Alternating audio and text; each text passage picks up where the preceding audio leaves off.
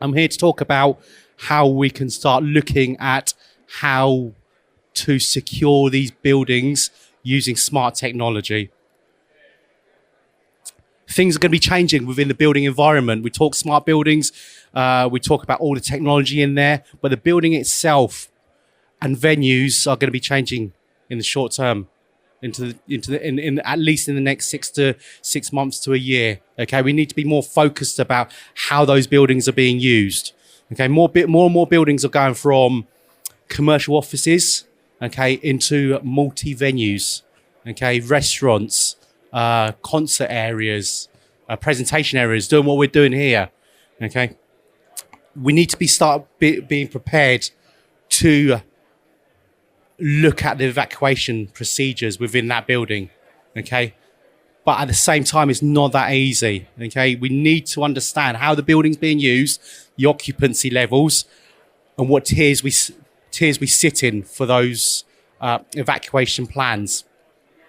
Also, when we look at the future, how do we know if we go from one tier to another tier? Okay, without using data, there is no easy way to do that. We can guess there's roughly 100 people here or 800 people here. You can jump very quickly from one tier to another tier. Okay, so those who are preparing to be a tier 1 environment have got an evacuation plan for tier 1. Very quickly, it doesn't take a lot for your tenant within that space or that restaurant to have an event, and you jump 100, 200, 300 people. Okay, all of a sudden that tiering changes, your evacuations change, the number of security staff and the technology you're using has to change to adapt with that. Okay.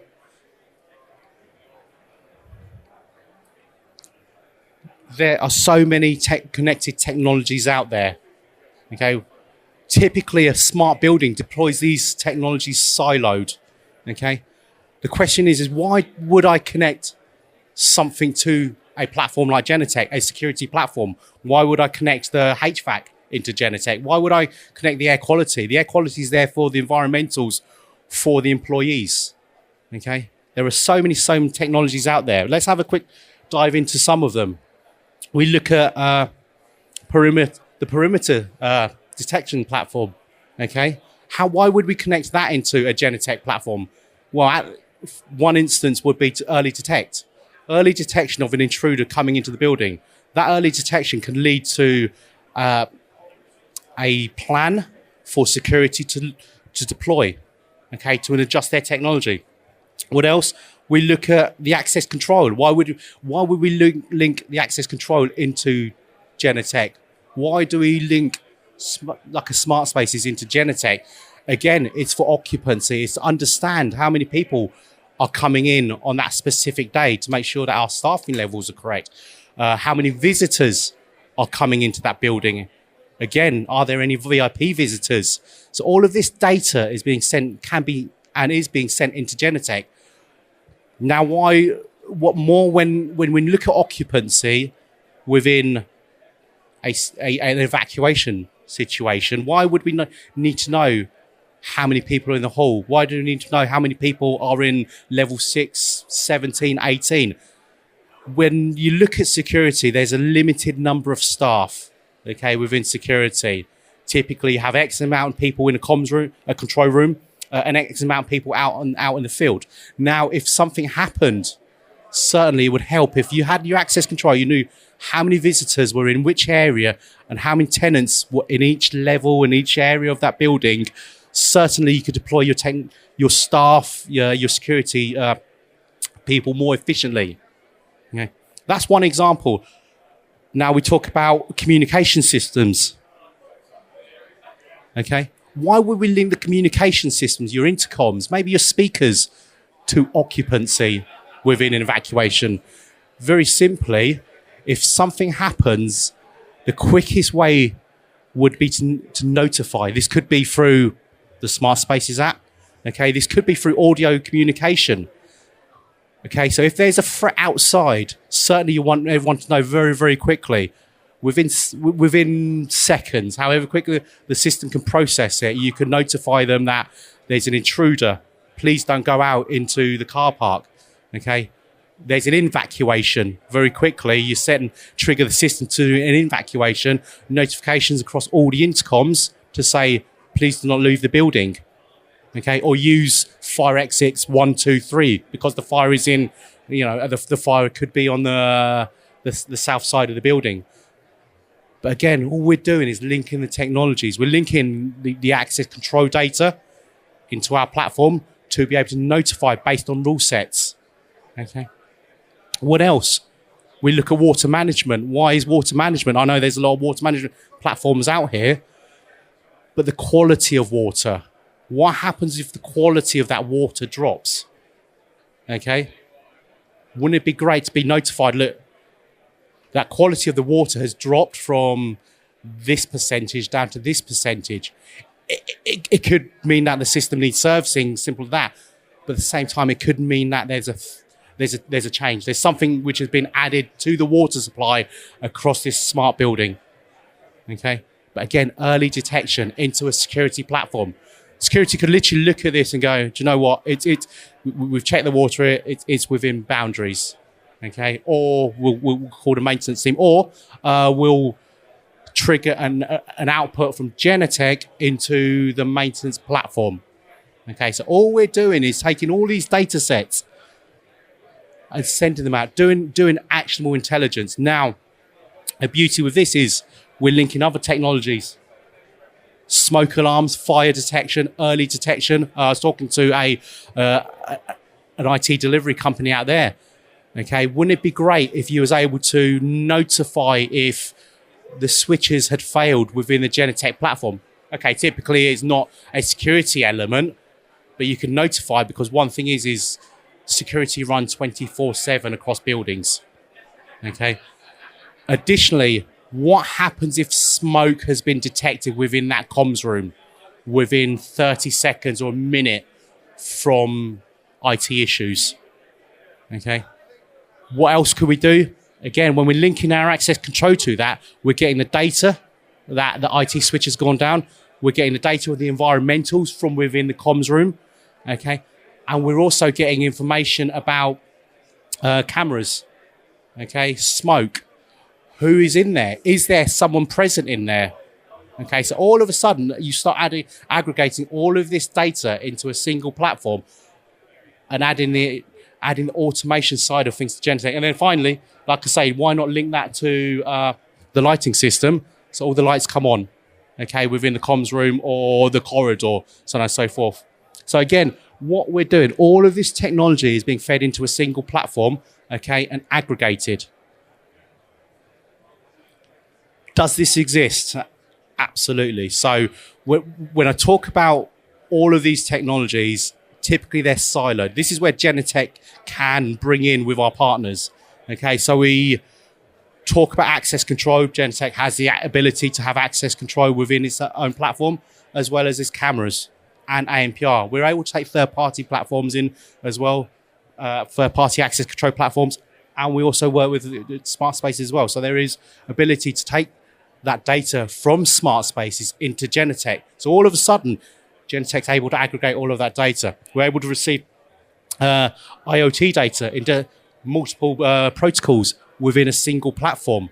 And again, we can work with smart spaces to receive that IoT data into the platform as well. So all of a sudden, you start getting the meeting room environmentals coming into Genetec. And again, like I say, we've got the ability to concentrate on the security element of it. Yeah. What else? We integrate with lift systems into Genetec as well. We're able to integrate into lift systems for destination dispatch as well as fault. Okay, so again, when we look at the safety and something happening within that environment, wouldn't it be great to have the visitor information? Visitors can access the lifts in the case of an evacuation or evacuation. Okay. But also we're able to control who can have access to that lift as well in case of evacuation. Okay, so there's all sorts of ways we can control the data of the systems. We also have biometrics. Again, we can change the access to the building in the situation of an event. Okay, so all of a sudden we can have the biometrics from key stakeholders to go from building to building, area to area within Genetec. So what you see here is a capability of going, actually, can we use a single platform to aggregate multiple platforms, but also B, alert and control evacuations. There's a lot of talk about artificial intelligence within the environment. So we support the AI capabilities of our technology partners within our platform. Okay, so there's a lot of technology partners which we work with from a camera perspective, from an audio perspective, able to receive the automated messages. Yeah. What we have within Genetec is the rule sets. We have the intelligent automation. So that we're working alongside artificial intelligence from our edge technologies, but we're also able to do intelligent automation where we can tell the system how to behave in a certain situation. Okay, if there are 200 people within this environment, within this stand as an example, 200 people, we can monitor those numbers and we can control the HVAC as a result. But at the same time, we can notify the security team that there are 200 people within the environment. And on top of that, we can program the system that if there is an alert, an analytic, a gunshot as an example, or fire detection, we can actually free egress the doors. We can automate notification to the police. Okay, we can notify through audio communication to evacuate the building. But that's all built in. So alongside artificial intelligence, we're using intelligent automation. Buildings are now able to program their responses. Okay, so what I was talking about right at the beginning, going, have your responses clear and precise. Those can be programmed within the platform in case of evacuation. Let's look at 3 scenarios. Okay, let's look at a suspect package. How can the Genetec platform support suspect packages? You've got the automatic detection. This could be through scanners. Okay, this could be the package come into the mailroom. It will detect it. Maybe there is something suspect in there. Very quickly, with that trigger, cameras would appear up in our platform. Okay, entry into that room can be changed very, very quickly. HVAC recirculation across that room can be switched off. Okay, and tenants notified, and you can ground lifts. Okay, that's one very quick scenario. The ability to take a single trigger and change all the environmentals from a security perspective. Very simply, the security guard or the police or whoever's going to deal with it can answer a question. Is this is this a true threat, yes or no? Within our platform, if they answer yes, true evacuation. Okay. If they answer no, everything returns back to normal. Okay. But that can happen within a second of detection. What else? A marauding attack. I'll make it sound worse. We need that this morning. But there's an attack. Okay. How can Genetec help? Okay. So we've got the trigger points. Okay. So maybe there is a crowd being dispersed in a certain way, in a certain speed. Okay, Genetec for our technology partners could detect that. If they're screaming, if they're shouting, okay, our partner technology can detect that. Now, what do we do in this situation? We can initiate what we call a threat level within Genetec, and all of a sudden we can start locking down areas. Bollards start coming up. Okay, doors start opening. Evacuation messages. So we are working with technology partners to receive data from other buildings. So all of a sudden, we can start sending notifications within that building for evacuation.